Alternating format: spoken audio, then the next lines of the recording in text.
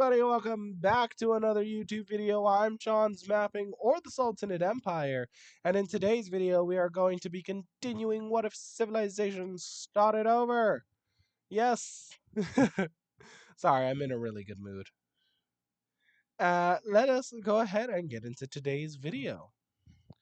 Alrighty, I would just like to say, if you haven't seen the What If the Cold War Never Ended or Did Not End, then I suggest you go check out the latest video for that and the whole playlist. I do have a playlist on my channel.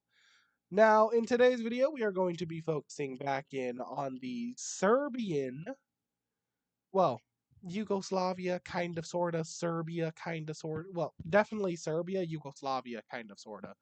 Back in on the Egyptian-Serbian War. Down here where Egypt is currently fighting a war against Serbia. Now, there will be two additional countries that will be taking advantage of this war. What countries is that, you may be wondering? Well, as Serbia continues to push and move the front line more and more, as again we're in the 1700s, which means, we're towards the, now in this episode, we're a little bit more towards the uh more towards the mid slash later part of the 1700s, where they have guns, still kind of using swords and shields in certain areas of the world, but for the most part, most areas have guns. And as Serbia pushes into some more desert areas of Egypt, they are kind of suffering more casualties on this front than up here on along the coast. But we do see two other powers get involved. The first power that is getting involved in this war is, of course, the Holy Arabian Union, who have essentially realized this is their chance to regain historical land that was once theirs many, many years ago. So they do declare war on the Egyptians, pushing into this little panhandle that the Egyptians took from the Holy Arabian Empire back in the day. As they push more along the coast using their superior navy over here in the Black Sea, or this is not the Black Sea. I think this is the Red Sea or the Arabian Sea. It's one of the two. But basically, over in this area, their superior navy, and just in this general area and vicinity, as the Egyptians primarily constructed their primary naval force up over here to defend themselves, like so. Now, Serbia wouldn't really have that good of a navy if their colony wasn't as big along the coastline. If they didn't have this much coast, they wouldn't have that strong of a navy. But with this coastline right here, they have a fairly strong navy due to heightened and heated tensions with uh, these boyos down here, Italy and also Poland. Well, the Germanic Polish Federation, since it is Poland and Germany united into one. But eventually, we do see the Egyptians redirect forces from the Serbian front down over here to stop the advances of the Holy Arabian Empire. But something that does force the Holy Arabian Empire to most definitely rethink their decisions and their strategy is the rebellion. Well, this country right here, the Arabian Union, which is a rebel country that rebelled and separated itself from the Arabian Empire after their first well, second collapse actually. If you go watch episode 12 of the series, you will see that when they were discovered by the rest of the world, they had already collapsed into multiple countries. Then they reunited, did some things in the African Great War, conquered land, became very strong and powerful, and then collapsed a second time. So during the second collapse, this country popped up and popped out of the the Holy Arabian Empire. I almost said Holy Roman Empire. And they've been getting very close and very good friends with the Egyptians because they have a common enemy. And with that, even though they had just left a war with the Holy Arabian Empire, they begin another war, pushing into the Holy Arabian Empire territory. Now, this, in fact, is not being supported by the people. A lot of people in their country are actually very mad and angry about that. They are not so happy that they're right back to war right after just leaving it about 3 years earlier. And again, you guys can decide what time, like the year exactly, and all of this good old, nice old stuff. Also, I would just like to say I will be, in fact, creating flags for some of our favorited countries.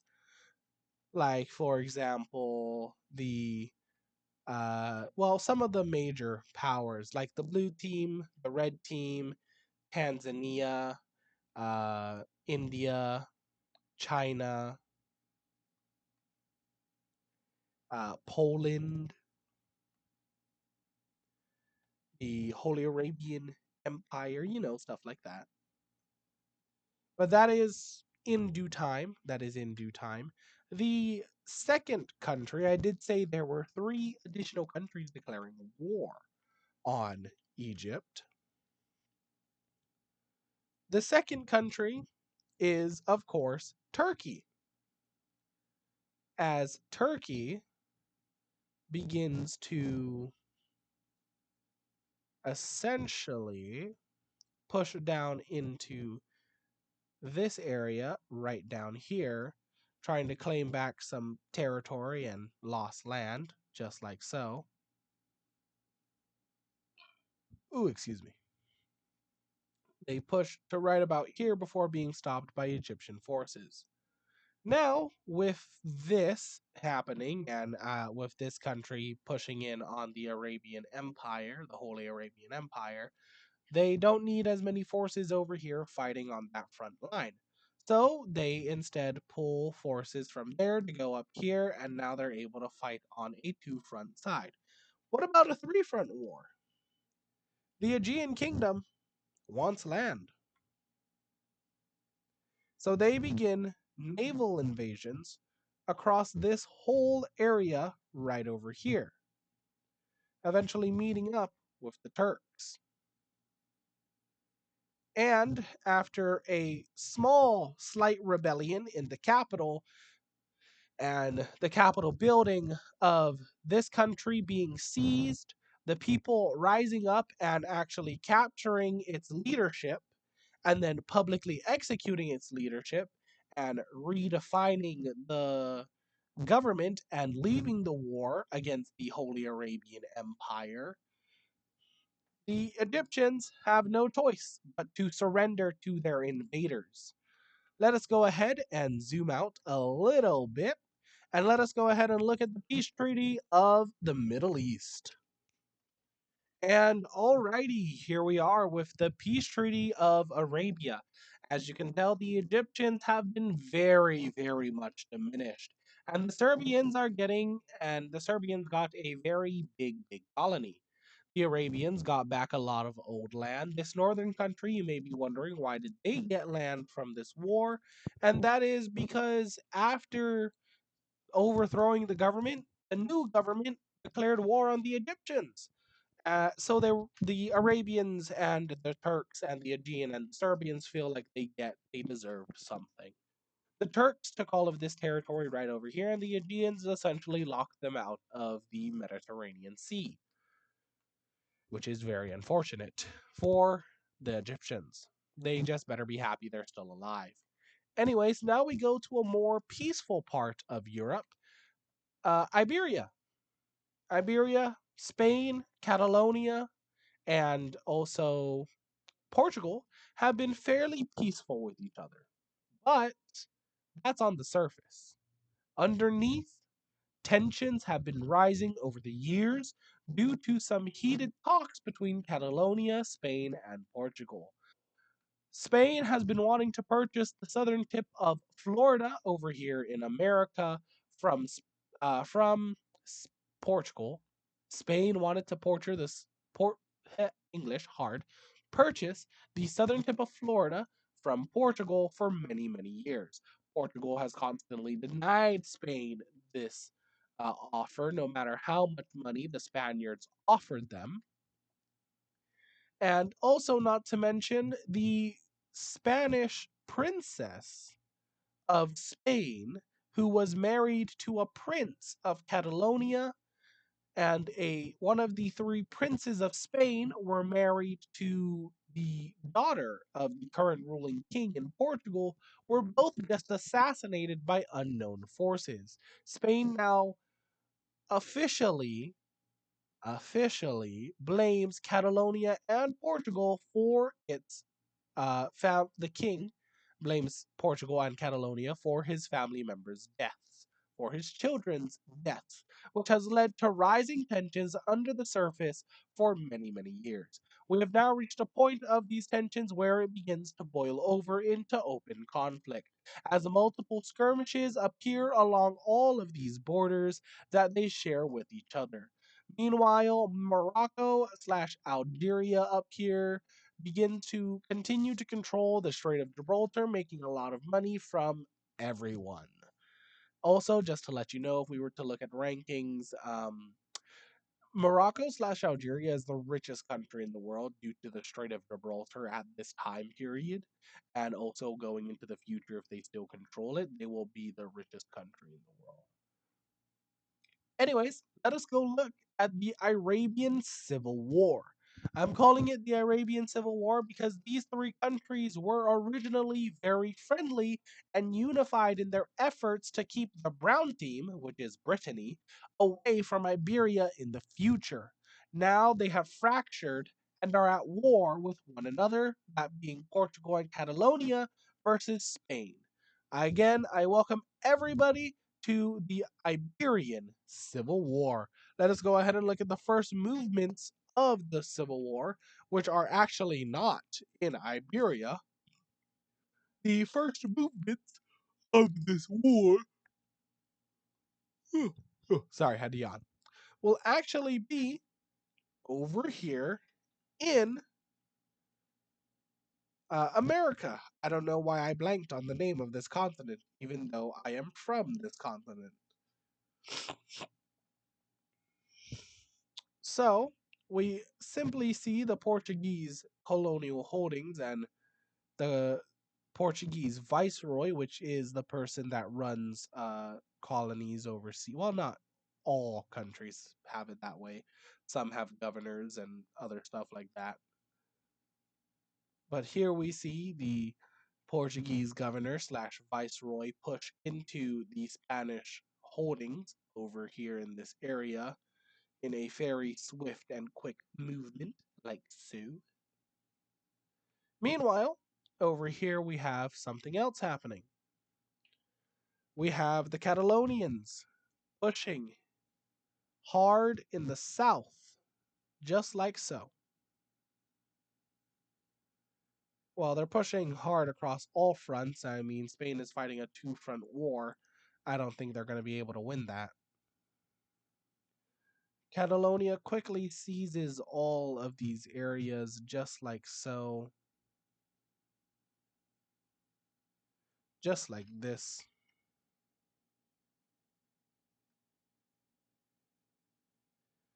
Meanwhile, the Portuguese also begin their push into Spain as well. And they quickly meet up with the Catalonians, and essentially, Spain is kind of cooked, to say the least. Spain is most definitely cooked. And this is where we see Spain just outright surrender. They realize this war is merely not worth the lives that are going to be lost during the war. Let us go ahead and look at the Iberian Peace Treaty. Well, the Peace Treaty of Iberia. And alrighty, here we are with the end of the Iberian Peace Treaty. As you can see, Iberia has been turned into a once one country city state. Meanwhile, Catalonia gets most of the Iberian mainland holdings, with Portugal getting most of their colonial holdings. Also, Catalonia, for the first time, has their own colony, as they were able to set one up, just like so. Also, we can't forget about the South American colony that the Spaniards have, and that also will, in fact, be going over to Catalonia, as Portugal wanted to give it over to Catalonia as a sign of good faith and goodwill. But that's not the only thing that's going to be happening. As you may know, there is a massive, massive alliance that exists between uh, Poland and Italy, and a massive alliance that consists of Germany, well, not Germany, Brittany, and Finland. Let us go ahead and take a look at those alliances. And here we are. We have the cross alliance with Brittany slash France and Finland, and then Italy and also Poland. Now we will actually be seeing those alliances get to a point where it's gonna boil into outright bloody war. What I mean by that, you'll find out what I mean by that, especially with the tides changing and powers most definitely changing as well. And also, we can't forget about the Indian alliance. India is also in an alliance with their allies in the Square Alliance. And then we also have the Southeast Asian Bloc, which was one of the first alliances to ever form in my series. They are severely crippled in certain areas, but with the collapse of India, they have become fairly strong. We also have the African Accord and also the African Association between Tanzania and South Africa. The African Accord is, of course, the victors of the African Great War, but that is unimportant. Let us go ahead and look at how and why these tensions between these two alliances will be boiling over. First reason these tensions are boiling over is due to the fact that the Brown team has just unified with multiple countries. The first country they unified with was, of course, their French allies slash friends down here that originally broke away from the Brown team after some poor things had happened. The next country we see unify with them is, in fact, the Welsh. After gaining a lot of trust and friendship with the with Brittany slash France, the Welsh unify with France after gaining very close and good relations with them, essentially having all of their colonies go over to the French, giving the French a overnight colonial holding and colonial power. Speaking of colonial holdings and colonial powers, let's go ahead and look at colonies. Look at expansion and growth. While everything is being chaotic and hectic over in Europe, America and South America are a lot more peaceful. People are colonizing, taking land, taking territory. You know, the usual, the norm. Like, for example, we have the Polish taking all of this territory right over here, claiming all of this for themselves. And the Scots, who are most happy, well, they're not really happy.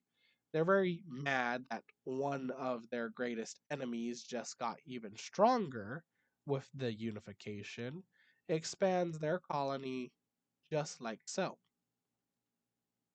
With a beautiful straight line border. Who doesn't love a straight line border from now and then? They take all of these areas just like so. Now, unfortunately, ladies and gentlemen, that is all the time we have for today's video. I'm Sean's Mapping, or the Sultanate Empire. I hope you guys enjoyed today's video. If you did enjoy today's video, I suggest you go hit the like button beneath the video. If you didn't enjoy today's video, then I suggest you go ahead and hit that dislike button. Give it a big old dislike and leave a comment down in the comment section that you hated the video. However, if you want to be notified and updated the next time I upload, I suggest you hit the subscribe button and hit that bell notification icon.